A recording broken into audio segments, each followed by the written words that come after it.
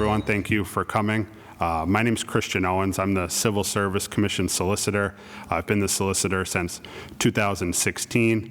Just to introduce everyone else that's up here, this is the Fire Chief, John Judge. This is the Union President, A.J. Samuel. And our Civil Service Liaison is Joe Keegan down here. They're both obviously members of the Scranton Firefighters, obviously Chief Judge is as well. Just want to thank you everyone for coming, and we're also broadcasting live on ECTV, so I believe that's live, and it'll also be available on YouTube for people to watch. Just a little background about the Scranton Civil Service Commission. It's made up of 3 members who are volunteers, and we just appointed a 4th alternate member. Those members are the chairperson is Elizabeth Garcia, the commissioners are Karen DeSantis, Walter Barron, and our alternate member we just appointed is Chris McClatchy. Our civil service coordinator, who has helped set this all up and is running around back there, is Brittany Hammer. You'll be hearing from her in the process of the fire entry-level exam. Basically, the commission's role, the Scranton Civil Service Commission's role, is to coordinate entry-level and promotional testing for the Scranton Fire Department and the Scranton Police Department. As I'll talk about as we get more into detail about it, these tests result in establishment of lists that the commission certifies, and candidates can be hired from that list. Obviously, the goal, if you're interested in becoming a firefighter, and I'll talk more about this, the entry-level exam has several steps, and the culmination of all those steps, if you make it through all those steps, is to be placed on a list that gets certified by the Civil Service Commission, and then you're eligible to be hired to the fire department from that list. So I'm going to dive right into the process. A lot of this was laid out in the notice, but I've just noticed over the 7 years that I've been doing this, a lot of times the notice gets glossed over a little bit, or there's just things that are in the notice that, when it comes to applying them practically, just a little bit difficult to figure out kind of what to do. So I just wanted to do this to be able to answer any questions people have, and just to kind of lay out the process, maybe to make it a little bit easier for everyone involved in the city, and then, all the candidates who are interested in the position. I'll open it up to questions at the end, so I'm just going to go through, open it up to questions at the end.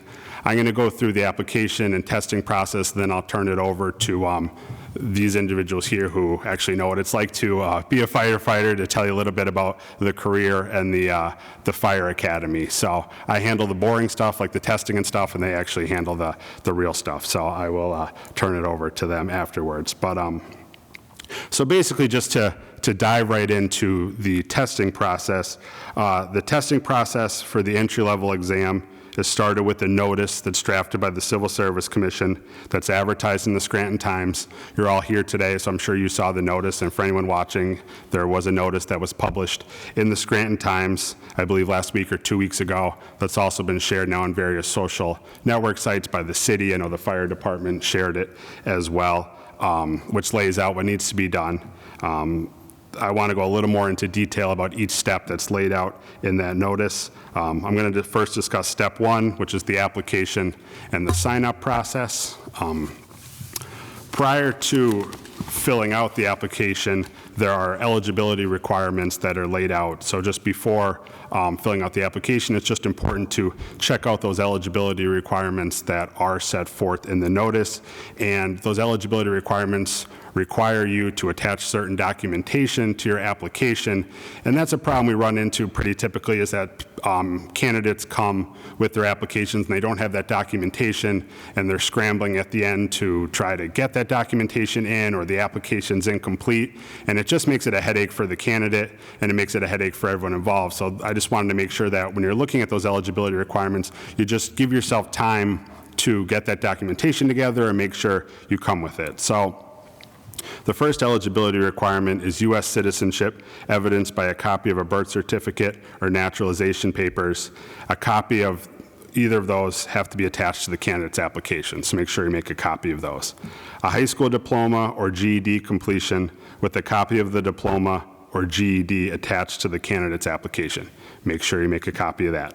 A valid driver's license in good standing with a copy attached to the candidate's application. So make sure you make a copy of your driver's license. You have to be at least 21 years of age by the first day of signups, which is February 6, 2023, and a maximum age of 38 on the date of the written examination, which is March 25th, 2023. You have to be of excellent moral character. You have to pay all fees associated with the psychological screening, criminal background checks, and child abuse registry clearance. You have to pass an extensive background check. I'll talk about this more a little bit later on, but you eventually will have to require to complete the Harrisburg Area Community College Fire Training Academy. And finally, a candidate must attain a residence in the city of Scranton within 6 months from date of their appointment to the fire department, proven by deed, rent receipt, lease, and/or utility bills. So that's all in the notice, but just want to make sure, when you show up that day, you want to have copies of that stuff ready to go and attached to the back of your application. Okay. So I just want to talk a little bit about the actual application process and where the applications are located and how you can get those. So as relayed in the notice, the applications for the position of entry-level firefighter/EMT are available on the City of Scranton's website to be downloaded, printed, and completed, or you can come pick them up in person, and we do have copies actually here today for everyone here. Or you can pick them up in person at the Human Resources Department, which is on the 3rd floor here at City Hall at 340 North Washington Avenue in Scranton. Just to explain where they are on the website, I went on today to make sure where they were, but when you go on the city's website, you hover over the Your Government link, and you can click on the fire department, and about halfway down the page, the application is there, and you can click it and print it and fill it out, or you can come to City Hall and get it and fill it out. So this is part of the process that gets a little bit, not confusing, but just where I wanted to this is really an important part of the information session.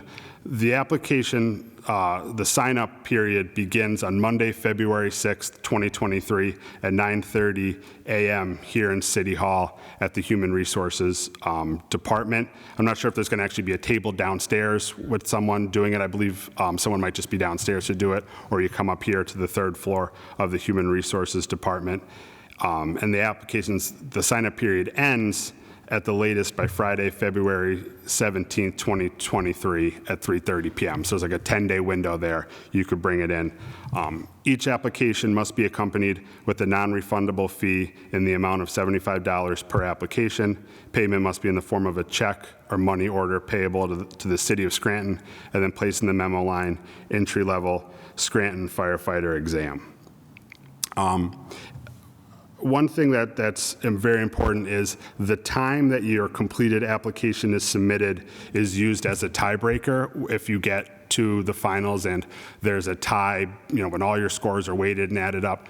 For the entry-level tests, the final score, the tiebreaker is when you signed up. So you want to get it in as early as you can, because that is the tiebreaker. So you don't want to wait till the last day to do it, and you want to make sure that for it to be counted as submitted, you have to submit a complete application. So you want to make sure that you do that.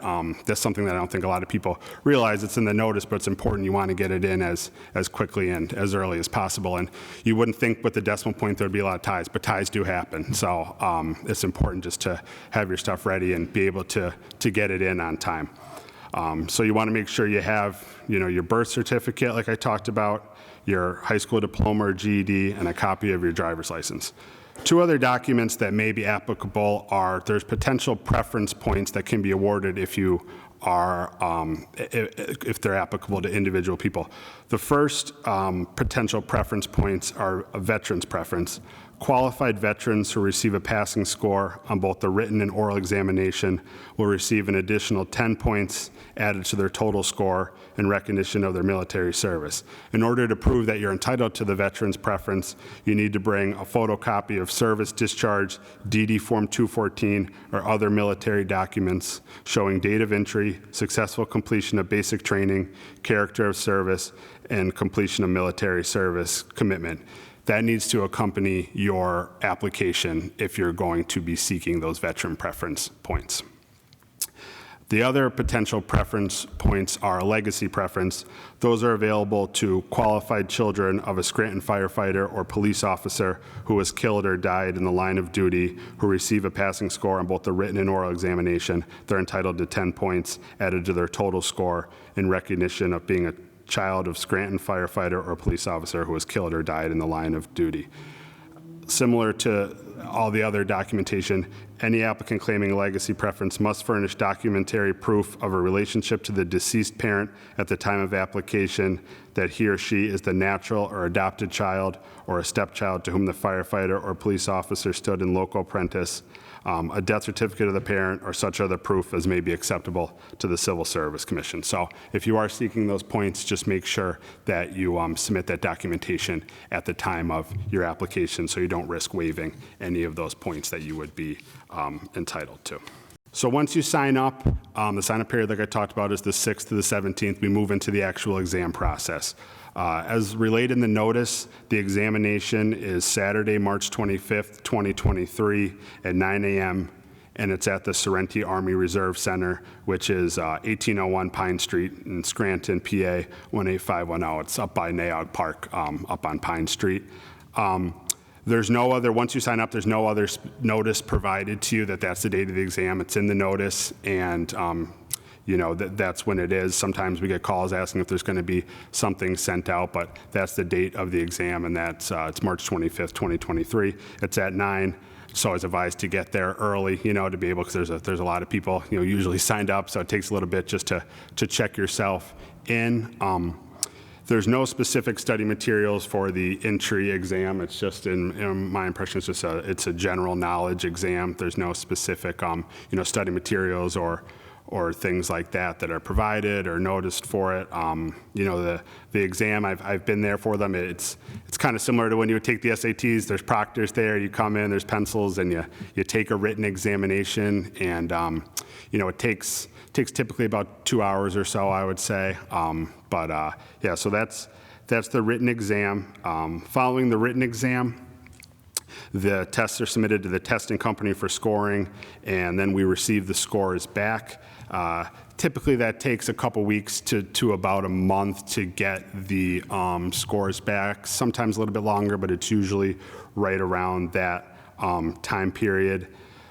Those that scored 70% or higher and are within the top 80 scores are eligible to move on to the physical agility test, which is the next part of the testing process. If you're eligible to participate in the physical agility exam, you'll receive a letter from the commission specifying the date, time, and place of the physical exam. The physical agility exam, in the past, it's taken place at Scranton High School, typically on like a Saturday morning. We do it, and included with that letter giving you the date, time, and notice of the exam are several forms you need to fill out in order to participate in the physical agility exam. One of those is a physician's clearance form that your physician needs to complete, and you need to bring with you on the day of the exam, basically like saying you're able to take the test. Just important to get that done and give yourself time. I've had that issue in the past where it's the day before and people haven't gotten it signed or their doctor's out of the office, so I would just advise to give yourself some time to make sure you're able to get that done and give yourself plenty of time to get the form signed by a physician. You want to do that. If you are not in the top 80 or you didn't obtain the minimum passing score of 70 to move on, you'll receive a notice from the commission just letting you know that what your score was and you didn't pass the exam, and that'll be the end of this round of the testing process for those candidates that didn't make it through the written exam. The third step, as I talk about, is the actual physical agility exam. What you need to do in the physical agility exam is laid out in the notice. Specifically, it is in the notice. I'm not going to go through everything that needs to be done, but I've only been at one of them. I would just, in my experience, just given a little behind-the-scenes information, I guess the sit-ups seem to be really difficult for everyone. The sit-ups are seem to be pretty hard. I mean, not that I tried to do them; they were very, very hard. So I would just say, really practice the sit-ups and really go through what the list is, and really just, I would just advise just getting yourself ready for them, because it is amazing to see how many people come to the physical agility exam, and we do lose a lot of candidates at the physical agility exam. I don't know if you guys have anything to add about it, not to put you on the spot, but it's a difficult exam, so I would just say just prepare yourselves well for it. And I think that the admonition I saw the one day, if you couldn't do the sit-ups beforehand, sometimes a miracle is not going to occur that day, and you could all of a sudden do them. So I would just really prepare for it, because it is pretty difficult in my opinion. What we kind of do with the physical agility assessment is it's based off of what Harrisburg Area Community College's Fire Academy sets as their physical agility requirements. So before we send members, potential candidates down to Harrisburg Area Community College to participate in the Fire Academy, we'll want to make sure that their physical agility isn't going to be a disqualifier from the Fire Academy. So that's where those metrics are pulled from and laid out. Thank you, Chief. So you'll know the day of the physical exam whether or not you passed the physical agility exam. You'll know that day.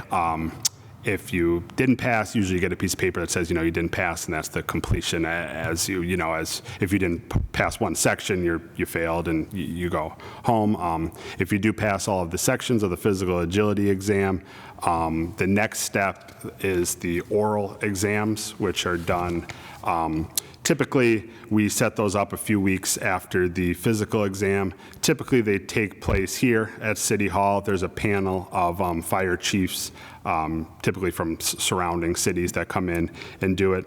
It's typically about a 20-minute exam where there's, they'll ask you different questions, and then you get a score on that. Just like the written exam, you need a minimum score of 70 to pass the oral exam. You'll get a letter after the physical exam if you pass that, notifying you, where the oral exam is going to be. Like I said, it's typically here. It's actually in this room or the room next door, which is the governor's room, and the date and time that the exam will take place. If you pass the oral exam, if you get the minimum passing score of 70, you're eligible to be placed on the list that can be certified by the Civil Service Commission to be hired.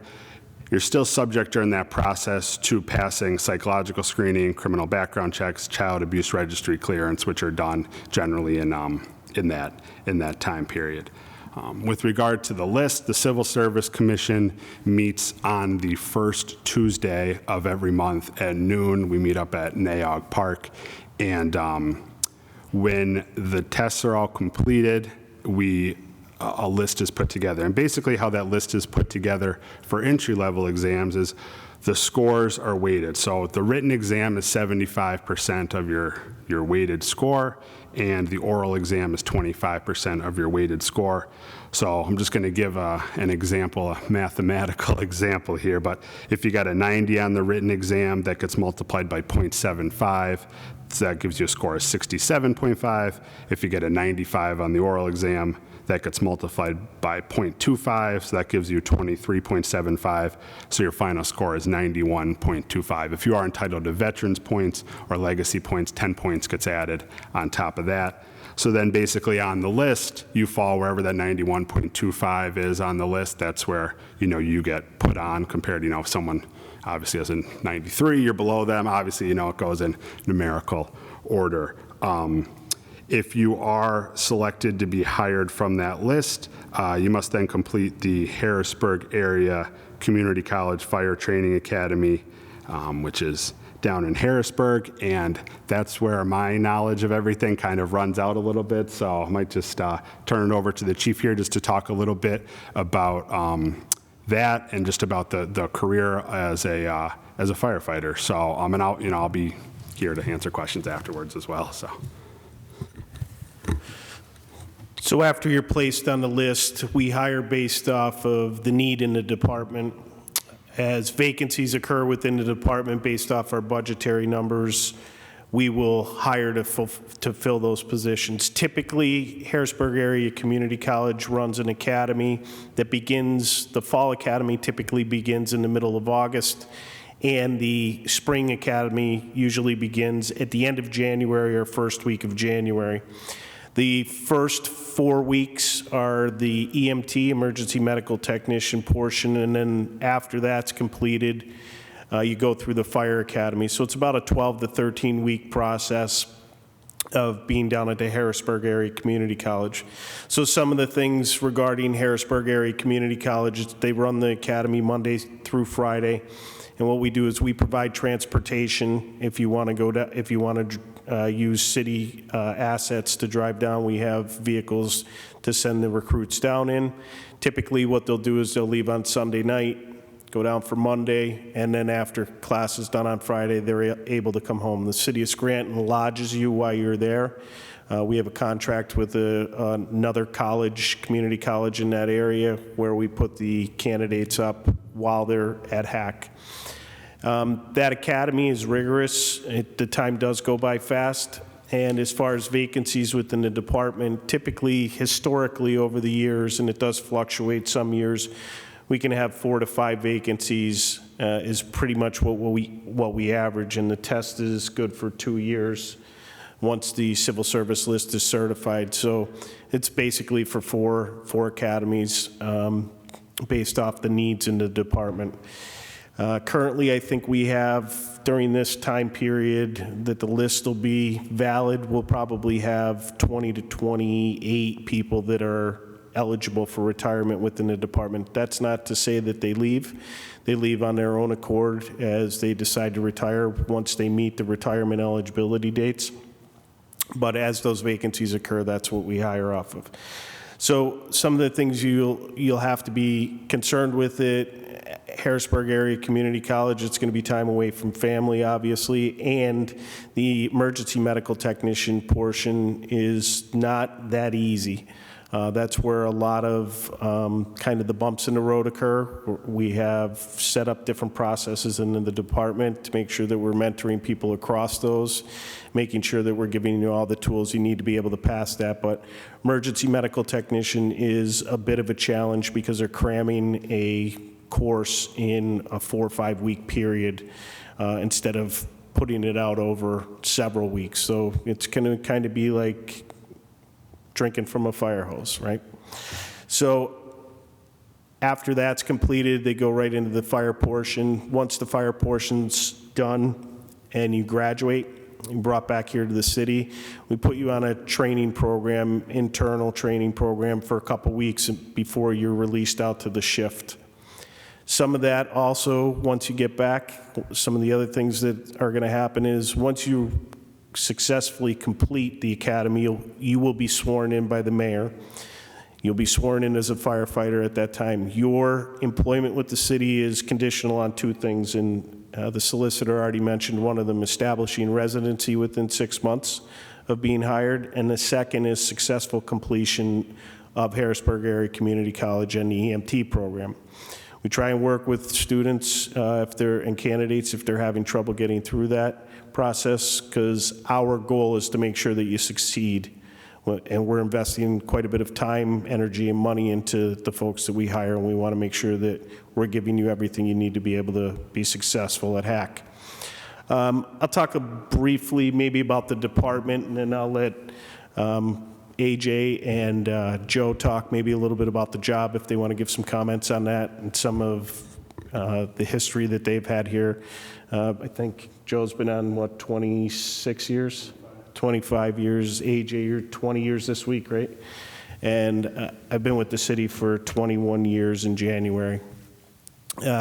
So what our department consists of is we have 138 that are in the part of the bargaining unit, 138 members, and then we have a payroll clerk from the clerical union, and then myself, who's the fire chief for the city of Scranton. We operate 7 stations across the city of Scranton, and we work a different work schedule than some people are used to. We work a 24 hours on, 48 hours off with what's called a Kelly Day.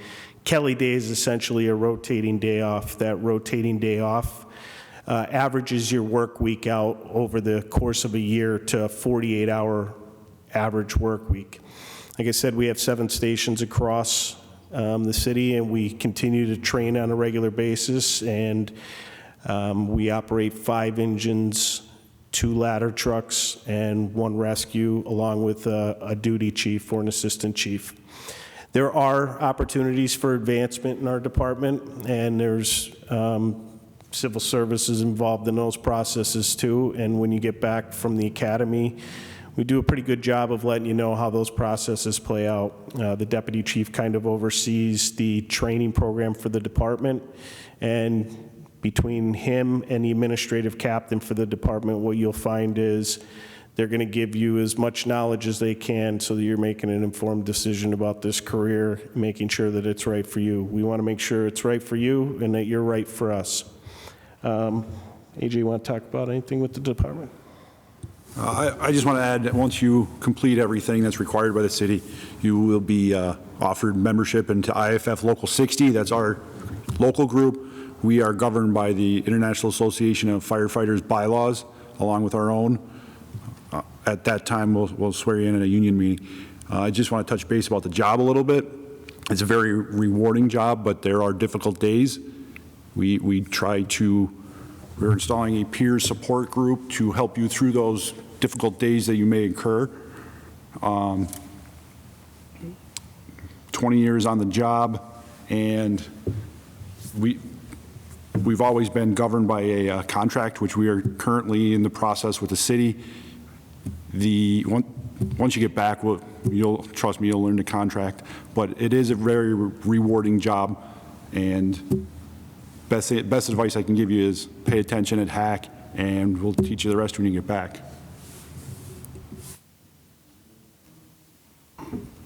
I just want to say, if you guys do go down to HAC, if you're interested in the job, like right now, start exercising so that it makes it much easier when you go down there.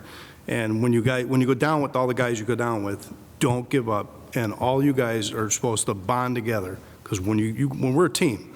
So we go out on a job, on a fire, we're all there together. So it's not like a police officer there by themselves, but they have guys coming in. When you guys are down at the academy, you're all together. So help each other out, and if you're serious, start working out, and you guys will get through it. Okay? Thanks. So yeah, like they both said, you will rarely find people that get hired in the city that will actually leave the city. I think for the fire department especially, I think me and AJ were separated by 1 class. I think 7 people have left in 20 years. So for employment other places, and some of them weren't because it wasn't because they didn't love this job. It was they just family matters or something else brought them either back home to another state, or their loved ones, family was somewhere else and they moved away.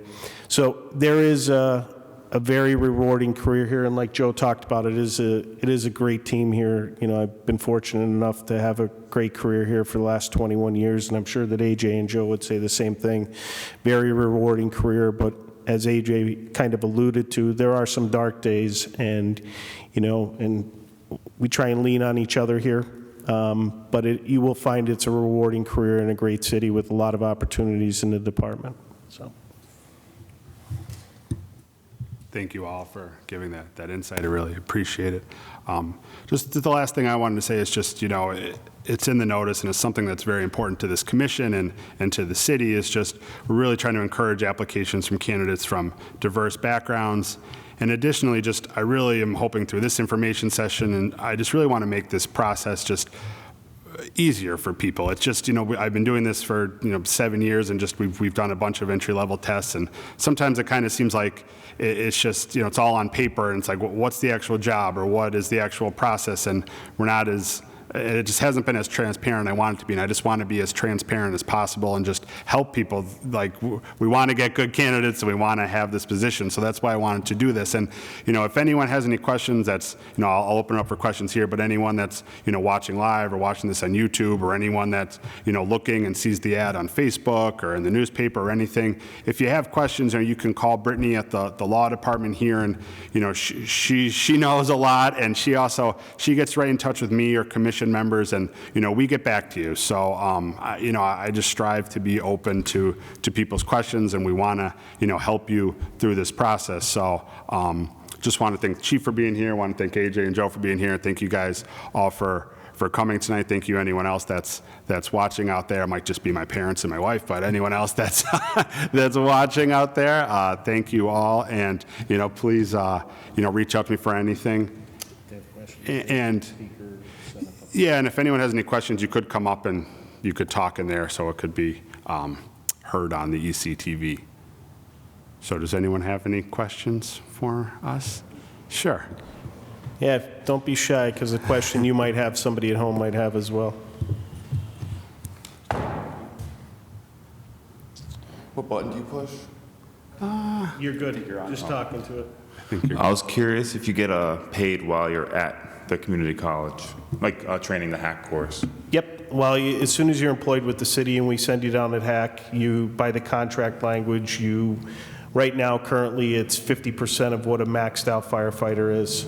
While you're down there, once you get back, that goes up to 60%. After your first year, you're at 70% of full rate, 80, 90, 100. That's how it ticks up over the years. But yeah, you are paid while you're at hack. You're a city employee on the city benefits as well. And then, do you have involvement with the department at all while you're going through hack? Or are you just strictly pretty much a student at that point while you're going through training? Yeah, while you're at hack, you're just kind of a student. We're giving you the foundational level education and knowledge and skills and abilities to be able to come back here and work as a member of the team. So yeah, while you're down there, you're basically just a candidate at hack. You're going to be doing a lot of studying on the weekends. You're going to be down there Monday through Friday, coming home on Saturday and Sunday. It's probably just relaxation and recouping and getting ready to go back down there. So yeah. Okay. Perfect. Thank you. Thank you.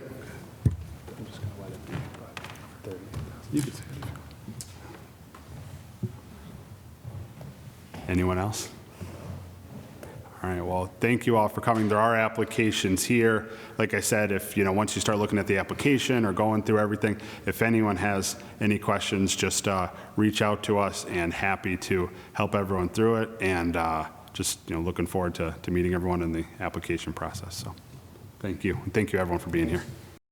The City of Scranton is an equal opportunity employer. The City of Scranton encourages applications from candidates from diverse backgrounds.